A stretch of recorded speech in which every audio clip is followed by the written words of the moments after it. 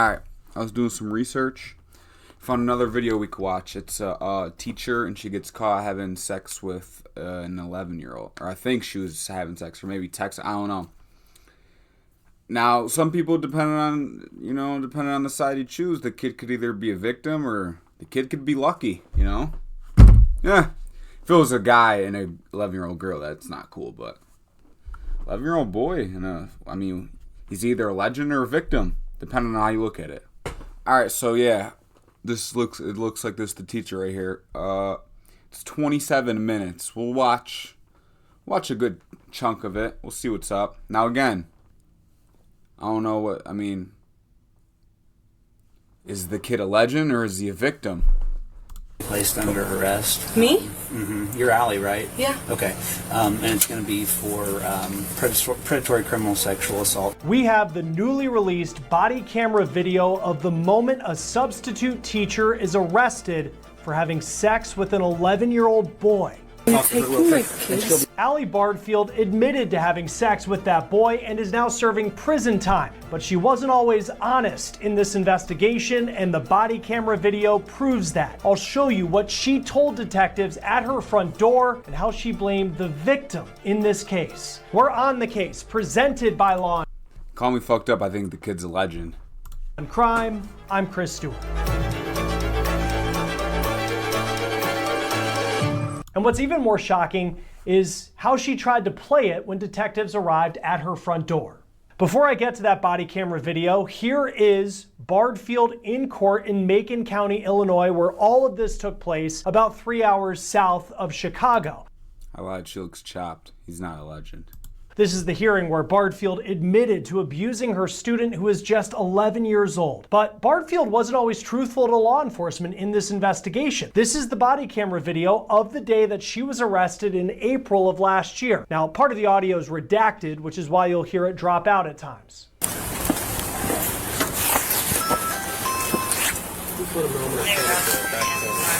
Okay. 638.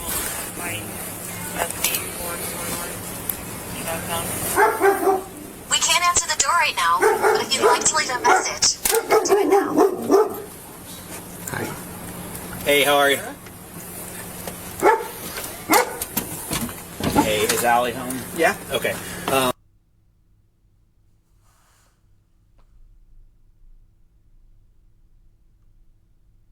Sheriff's Office, and I'm assisting the Mount Police Department. How many kids are home? Three. Three kids? Okay, just you guys and the kids? Okay. And Because- someone else. A whole husband and kids. Damn. Yeah, it's my brother. My brother. Okay. So here's the thing. We have a search warrant for the house, okay? You are going to be placed under arrest. Me? Mm-hmm. You're Allie, right? Yeah. Okay. And it's going to be for predatory criminal sexual assault to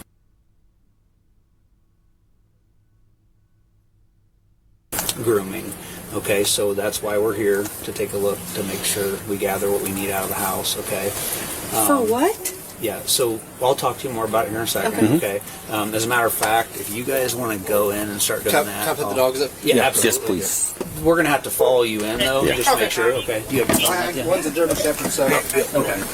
James, you want to stay here with me? So you can see Bardfield acting confused and shocked as to why detectives are at her door accusing her of sexual abuse and grooming. This is going on around 4:30 in the afternoon on April 3rd, 2024. The day prior, detectives say an 11-year-old came to the police station with his parents saying Bardfield, his 6th grade teacher, sexually assaulted him. Bardfield worked in the Decatur, Illinois school system. She was considered a long-term substitute teacher for the 6th grade class. She gave off the fun teacher vibes on social media. Here she is on TikTok with a young girl. Now, hours before her arrest, police say the 11-year-old boy did an interview with a specialist to talk about the abuse. Deputies also collected a sexual assault kit from the victim. Now, here's more of what the detective told Bardfield at her front door when she was arrested. I'm going to explain some things to you, okay?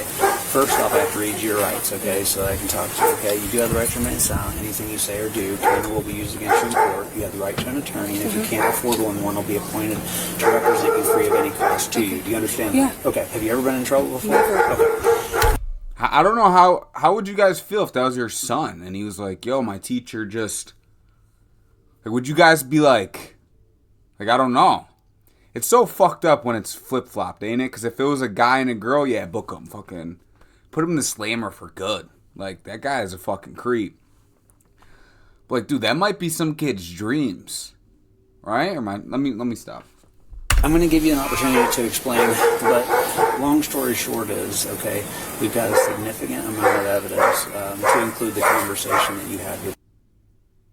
Keep muting it. According to the court documents we have, at her front door, Bardfield denied having sex with the boy. The audio is redacted at that point, but you heard the detective say they had a considerable amount of evidence, including a conversation that Bardfield had. Now, he's likely talking about the conversation Bardfield had with the boy earlier that day, just hours before all of this happened, after his forensic interview. Police say that they and the boy's parents were listening in on a text, a voice call, and a FaceTime that Bardfield had with the young boy. They say during those conversations, Bardfield talked about birth control and pregnancy. She also told the boy to delete text messages, and then they moved on to a phone call. And during that call, Bardfield told the boy that she could not get pregnant. She is talking with an 11-year-old. She is in her 30s. Now, police say on March 29th, 2024, Bardfield had that 6th grade student, her victim, over to her house. It was for a play date. That child's mom.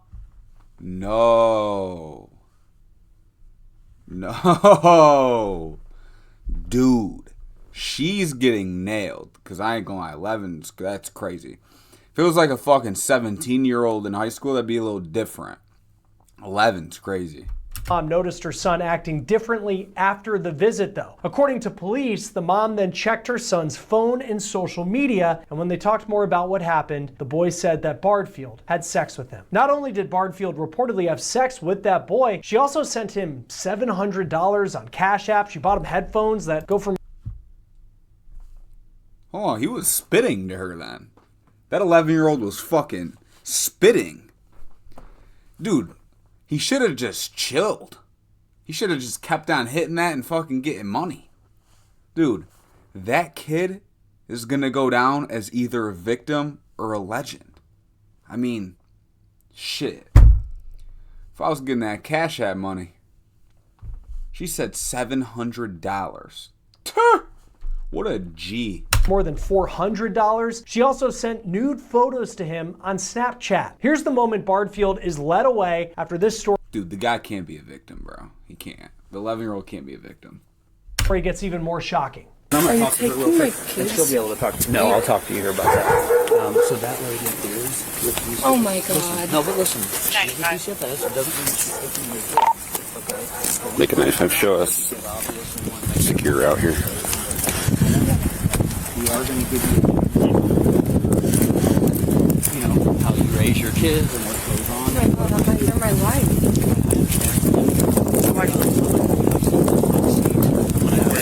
Sit in the back because I want to be out of the wind and air. And I'm going to have you have a seat in this second vehicle here.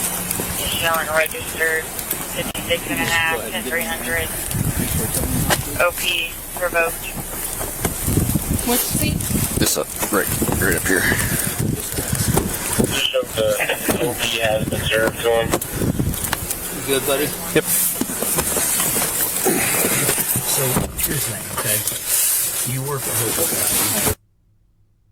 Bardfield then gets into a police vehicle to talk to detectives. The audio is redacted, but according to court documents that we have, this is what she said. At first, she once again denied having sex with the boy, but then the detective said he had seen the nude pictures that she sent the boy on Snapchat, and when asked why she... He kept asking and asking and wouldn't leave me alone. I then asked her if she meant that he kept bugging her by asking her, and she said yes. Then I asked why he had sent her pictures of his, and she said she didn't know. Damn. Lil bro ain't a victim then. He was sending her dick pics. Probably spitting like, you like that shit? Nah. He knew what he was doing. Then I asked why he had sent her... Oh yeah, nah, he ain't a victim. They're both fucked up. And she said that she didn't know. I then asked if anyone else knew that this had happened. She said no. I asked Allie how something, nudes, had her phone, how the kid had her phone number, and she stated that all her students have her phone number because she puts it on the board. Allie told me that the kid has spent the night 2 times at her crib. He was like, yo, you want me to slide later?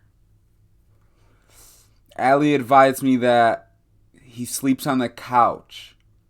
Allie admitted that he was present on Friday night. He slid on a Friday night. He knew, bro, that kid knew what he was doing. I'm not hearing it. Allie identified herself, being present when he was there. Allie said that her husband was at work. Bro, he was texting her, let me know when your husband leaves. I'm about to slide. Pick me up. He was having, the kid's a fucking legend.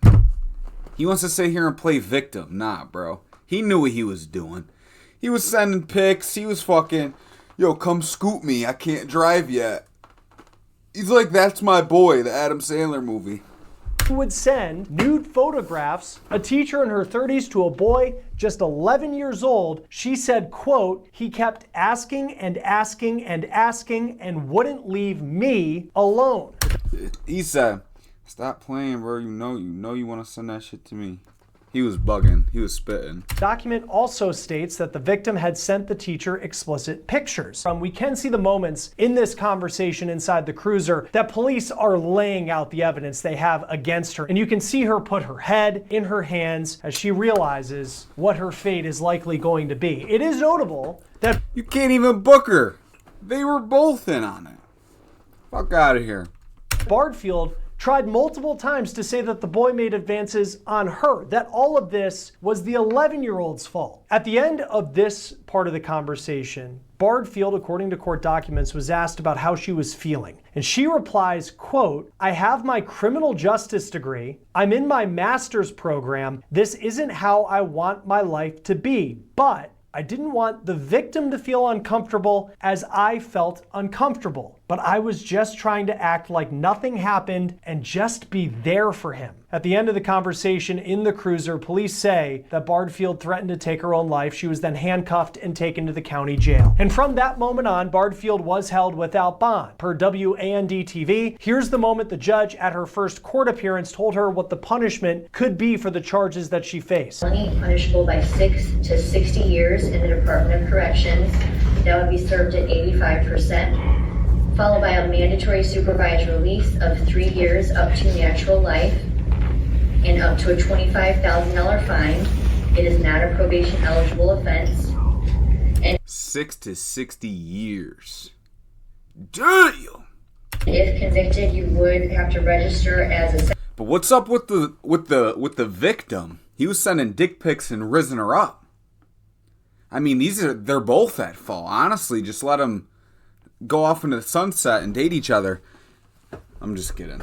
I'm just fucking around. Sex offender for the rest of your natural life.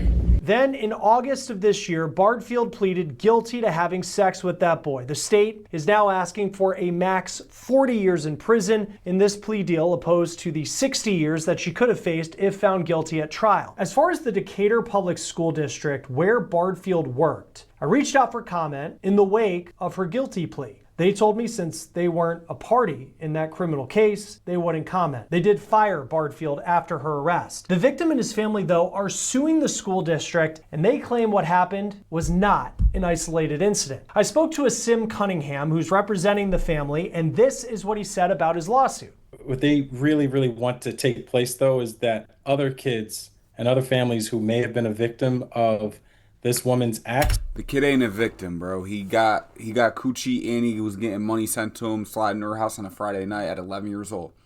If anything, he's a fucking legend in this school, and he'll forever go down as a legend. I mean, let's not even argue.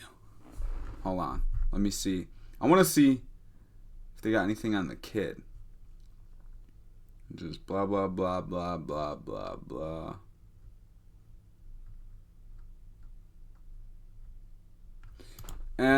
When was this? I don't even know. what's her name? Allie Bardfield. Allie Bardfield. Bardfield. Yeah. Conviction in August 2025. Bardfield pleaded guilty. Damn, that was a minute ago. Oh shit. They sentenced her.